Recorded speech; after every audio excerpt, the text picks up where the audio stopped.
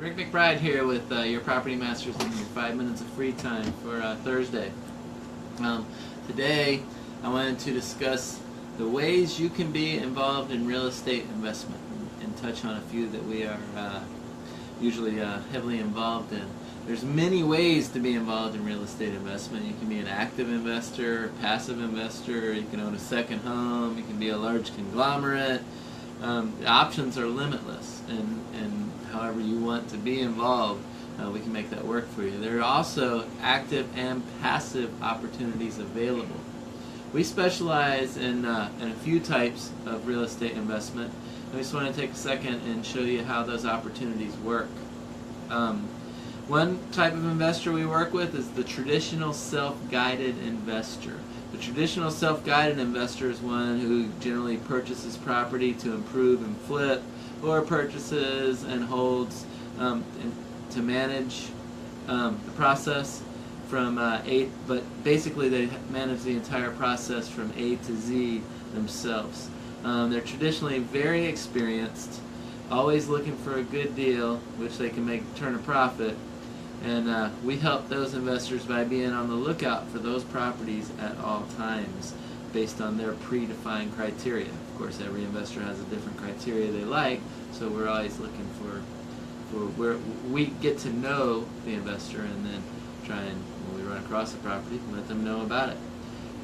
Somewhat major rehabs, other only minor upgrades. Either way, you get us your criteria, and we will put it on the list and be on the lookout at all times. We've helped numerous self-guided investors all the way from Australia, to be honest with you. So we can certainly help. The type of investors that you see are flippers. Flippers been made famous on the home improvement shows. But this business is not nearly as easy as they make it look on those shows. You know, they buy a $200,000 house and sell it for $1 million and put $50,000 into it, and it's not that easy. In fact, most fail. Most that try to be flippers fail. So because you're only as good as your last flip. In a down market, flipping is virtually impossible. But in the boom market of the early 2000s and the rock bottom prices of 2010. Made flipping very, very profitable and pretty easy, quite frankly. But what happened at the end of the 2000s is everyone thought the prices were just going to go up forever, so they just buy a brand new property and flip it 6 months later. What happened is they all ended up getting stuck with $400,000 properties that were now worth $200,000 and going bankrupt. So you have to be very much in touch with the market when you're doing that. It's just not easy. But what we do with flippers is we help them find properties that are in need of a repair, where a few additions and upgrades will maximize the return.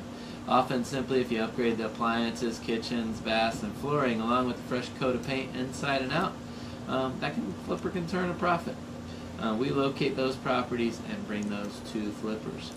The other type of investor, and our favorite type, is the buy and hold investor, because the buy and hold investor doesn't make $30,000 tomorrow, but that property is still appreciating $30,000.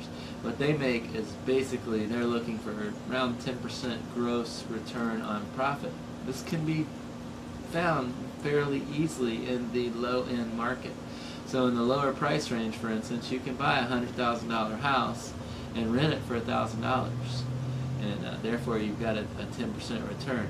I understand you're doing the math now. It's actually a little more than 10%, but we take 2 months of that rent and just throw it away. Because 1 month you're going to be used for repairs, and the second month is going to be used for when the tenant walks away at the end of the lease. Over this time, the math seems to work, but however, if you manage that property properly and you vet your applicants, and you use a strong vetting system for your applicants, background checks and stuff and the like, you can actually get those higher returns and then have a bonus. We just don't factor that into our budget. An active investor, as defined by the IRS, is someone who actively manages and handles the day-to-day operations of the company. Active investors are involved in the day-to-day, and they handle everything from A to Z. For active investors, we'll often just find them a tenant, and they'll take it over from there. Passive investors are hands-off. Passive investor is one who wants to be involved in the real estate market but doesn't want the headaches of the day-to-day operation. Maybe they attend a board meeting every quarter, but they allow a property manager to take care of the A to Z operations. And we are happy to work with passive investors and do the A to Z operations. Sometimes it'll be a passive investor will take care of all the repairs and we'll just manage the tenant relations. Sometimes they want us to handle everything from A to Z, including paying their mortgage, and we can do anything. However, there's no set formula, and every property is unique, so we build a custom platform just for the passive investor. And then finally, we have passive investment groups.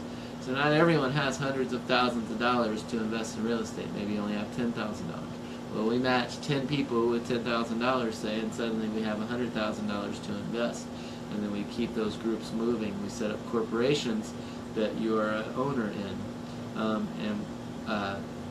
We take all the investment from the individuals, group it, and maximize returns. A group of 10 people with $10,000 cash can suddenly have $100,000, and boom, you're making 10% on your money.